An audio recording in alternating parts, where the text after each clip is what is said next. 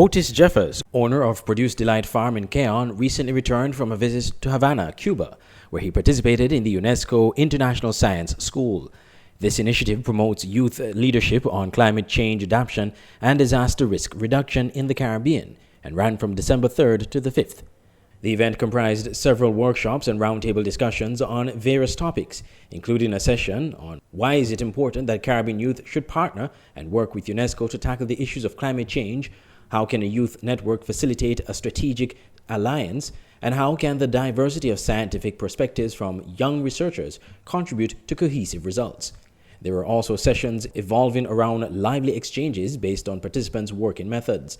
One such session was a brainstorming exercise on how young participants can organize and operate the Caribbean Youth Network on climate change by leveraging on UNESCO international science programs, and an exposition fair on youth networks promoting the youth engagement for the resilience of ecosystems and communities in the Caribbean. Mr. Jeffers was one of the participants on one of the roundtable sessions, which focused on how UNESCO international science programs support the work of the Caribbean Youth Network on climate change. He focused his presentation on the St. Mary's Biosphere Reserve, which covers the communities of Keon, Canada Estate, Keys, and Otis. According to Jeffers, his presentation sparked a lot of interest among regional participants and even opened the door for collaboration. St. Mary's Biosphere Reserve is one of the first biosphere reserves of the Caribbean and serves as an example of village participation in efforts to preserve the outstanding mosaic of natural and cultural landscape values. Mr. Jeffers noted that in the aftermath of this conference in Cuba, participants will be doing follow-ups to ensure concrete actions are taken as it relates to building resilience to climate change, and he'll be looking to collaborate with some of his regional counterparts, particularly as it relates to beekeeping.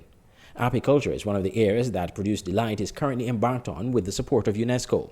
Together with 4 other young people in Latin America and the Caribbean, Mr. Jeffers has been selected to implement his own youth project.